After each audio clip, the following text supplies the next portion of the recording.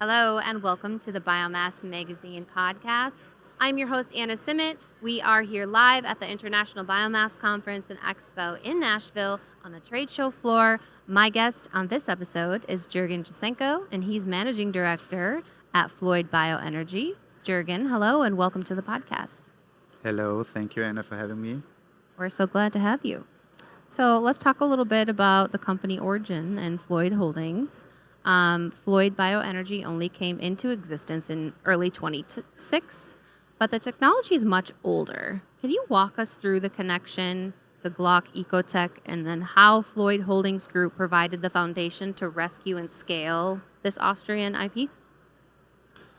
Yeah, actually, thanks for the question. It's a very important one. Our history dates back to approximately 2010, 2011, 2012, where Mr. Glock, he was a visionary, and he was always dreaming about powering his manufacturing facility with his own energy, was investing a lot of money into forests, managing his own forests, and that was the story of our products, of our CHP, combined heat and power equipment, manufacturing something that can run behind the meter, make you self-sufficient as good as possible, especially if you are in the manufacturing industries.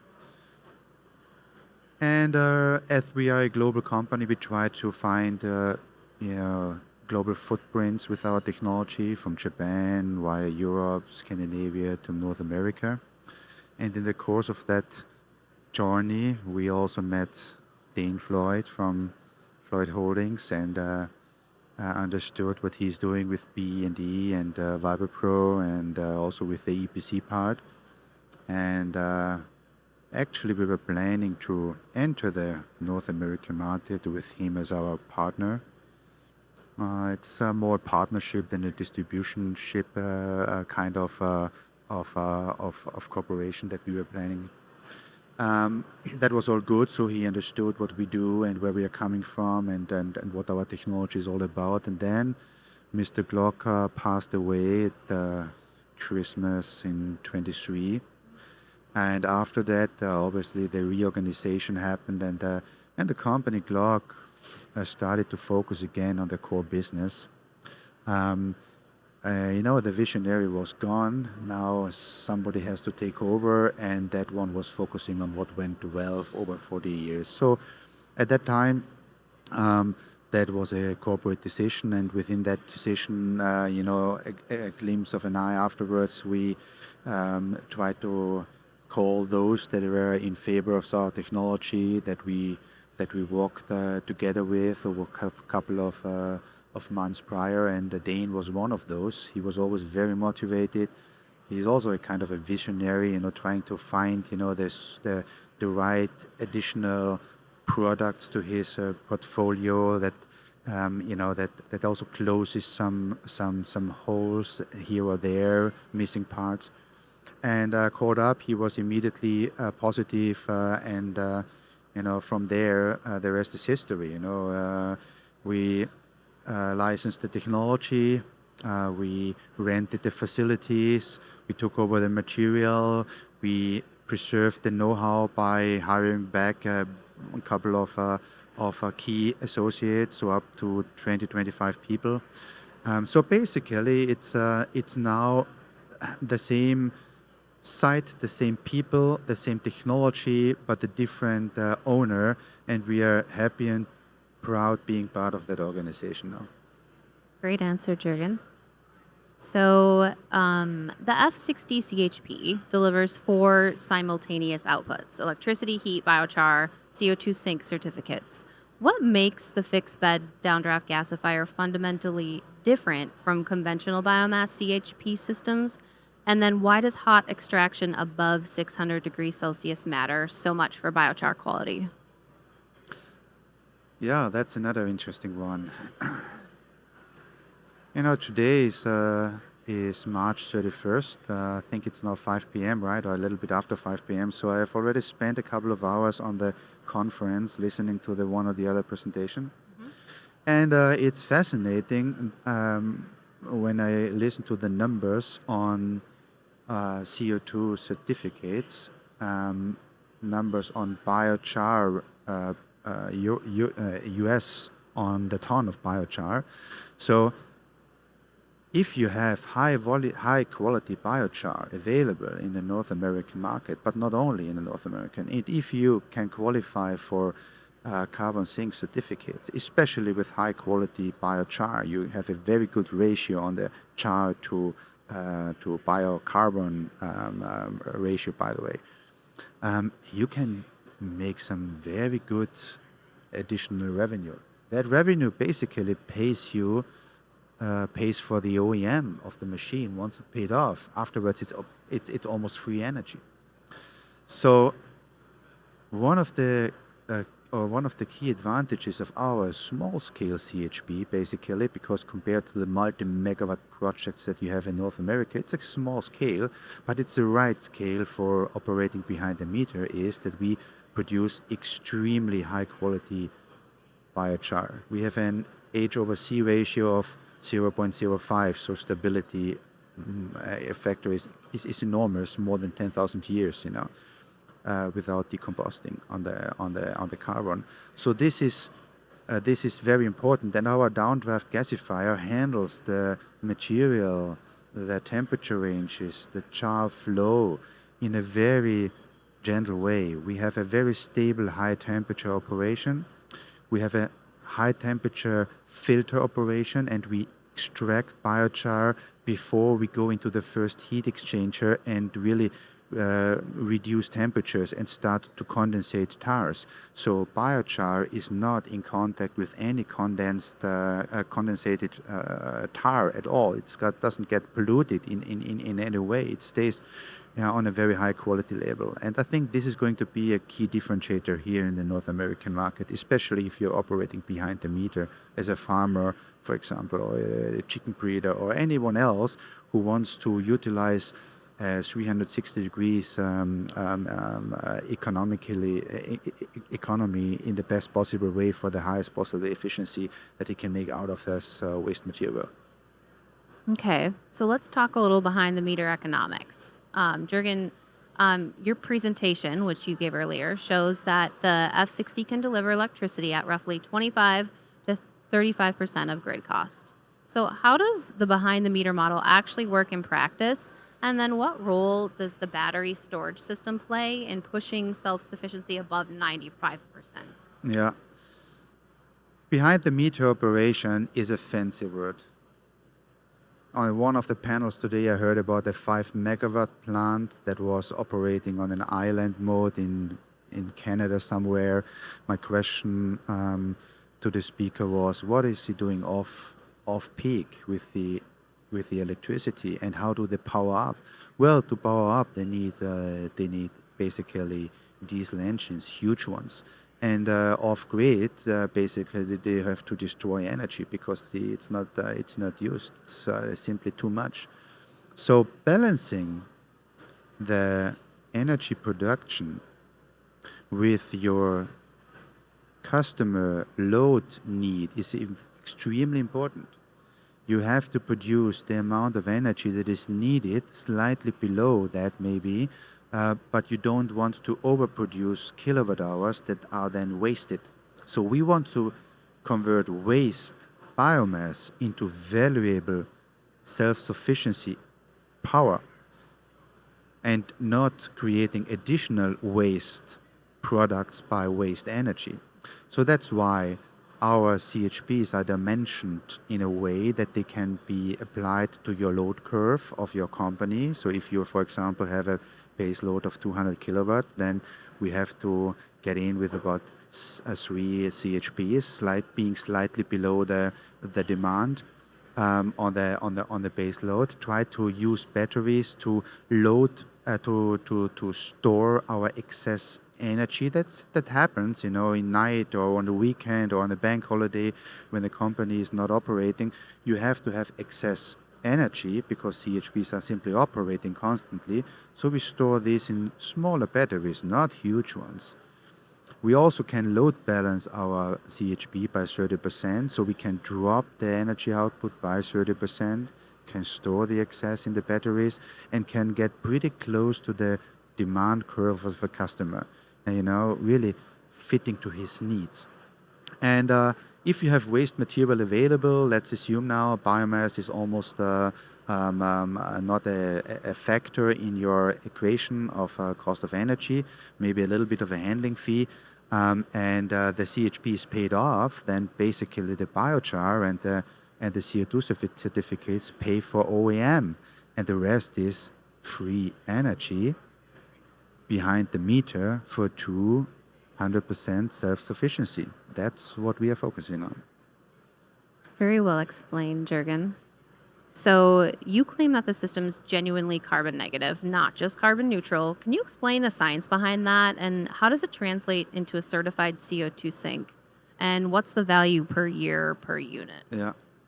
Well, I touched base on that a little bit on my previous answer. But what is carbon neutral? Maybe at the first place. Carbon neutral means we have a lot of boiler companies here, right? Biomass boilers. So you have a biomass grew over time. It conserves CO2 when it's growing. So it's stored within the plant. Then you burn it in the biomass boiler and convert and produce, let's say, 100% efficient energy. You have no losses. Then you are basically carbon neutral. So you use exactly what was stored, but you don't do anything else. We do it a little bit differently with our CHPs, because when biomass is decomposing, we interfere this process, and when we put it on our CHP, we do not burn it 100%, but we convert it into syngas on the one hand, but also on a 8% yield on biochar. So that is 92% pure carbon and very clean pure carbon. And for that percentage yield, you get approximately 2.5 tons equivalent CO2 that you are now preserving within your biochar as biocarbon, and you can put this into your soil, either as a composting byproduct or in any other farming applications, for example, or simply in a landfill, and it stays there for many thousands of years. And then those portion that you put back in there will not get released into the atmosphere. So that portion is basically your negative portion, where you did something really good to the environment. Okay. So let's talk a little bit about market opportunity. Most Europeans assume that the US is a low electricity price market. Where do you actually see the strongest opportunity for the F60 in North America? And then how does the Inflation Reduction Act change the investment calculus for a sawmill in Maine or a nut processor in California? Well, the Inflation Reduction Act is doing one very good thing. Well, actually, it does two things. One is subsidies, non-refundable, on your CapEx, and on the other thing is to offset your self-generated kilowatt hours behind the meter with a bonus. It's about 3 cents on the kilowatt hour bonus that you receive for every kilowatt hour that you generate behind the meter. That's clever, in my opinion. The subsidies are there, it's good, but I always like technology to be profitable without subsidies. That's a good product if you are successful and profitable without subsidies. So we take the cents on the kilowatt hour. That's really good.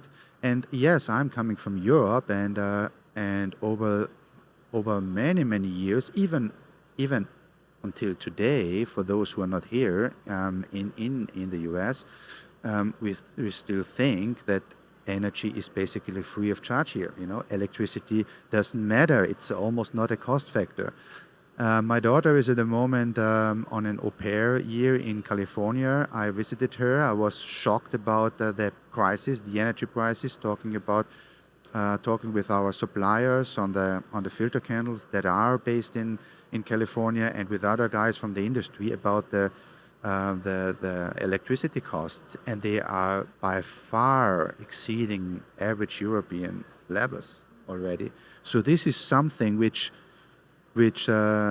which is completely strange to us Europeans, that you have states in here in North America that have such high electricity prices. And then we were in January at the Arctic Conference in Yellowknife, Northern Territories, Canada, and they are running their diesel generators on approximately 35 to 40 cents on the kilowatt hour. Again, tremendous cost level. And our CHP, again, having waste biomass available, and coming back to what I said before, we have a cost of energy once the CHP is paid off that is significantly below 10 cents on the kilowatt hour electric, significantly. And heat is still there, free of charge then, and biochar and CO2 certificates. So we are perfectly situated with that technology in a market where waste biomass is a problem and where behind the meter operation is a need. Okay. So, last question. Let's talk a little bit about the future. You have a reference plant running in Griffin, 18 units operating in Japan, a growing pipeline in North America and Europe. What do the next 24 months look like? Where are you focusing? And then what does it mean for a biomass conference audience here today that might want to become a customer or a partner? Yeah. I had a question today, a very important question, and I hear this question all the time, again and again and again. What about the stability of the operation of a CHP? Rumor has it that it's a problem for the operation, it's a problem for the maintenance, it's a problem with the stability. Well, that's not the case if you have qualified material available. Qualified material is the key. Qualified material means screened, low moisture biomass, and it's available, everywhere here in North America, everywhere. However, customers and operators also need to be aware of the principle. Excuse me for my words, but I'm in Nashville and language is sometimes a little bit rude here. I learned, shit in, shit out. If you do not have a high quality standard on your operational requirements of that plant, then you are not going to get a CHP. We have a tremendous opportunity here. We have so many customers or interested parties knocking on our doors who wants to have CHPs running on their sawmills, on their nut farms, at the spa hotels or in the northern Canadian areas. And we simply are going to have to say no to a lot of those because the demand is huge, and we are going to focus on high quality projects. Our CHP is a high quality industrial product, and it requires some kind of professional project management and dedication. So we are going to focus on the good quality projects, and those will be the references that will guide us through the next couple of years and decade. And then I think we are going to see a very, very large installation base here in North America. Too much demand is a good problem to have, am I right? That's true. That's the better problem to have. Yeah. Well, Jurgen, I've loved this conversation. It's been really interesting. Is there anything else you want to add before we wrap it up? Well, actually, thank you for having me. Yeah. It was nice. I wish everyone a good show here at Nashville. I love the area, and I like Broadway. Yeah. So fantastic, and I think it's a very nice place to have a nice work-life balance. No other place in America where I found something like that. Right. Well, Jurgen, again, thanks so much. And I hope you have a great show. We sure do appreciate you being here. Thank you very much. Yeah. Have a good one. You bet. And to our viewers, that was Jurgen Jesenko with FLOYD BioEnergy. Hope you enjoyed this episode. Until next time.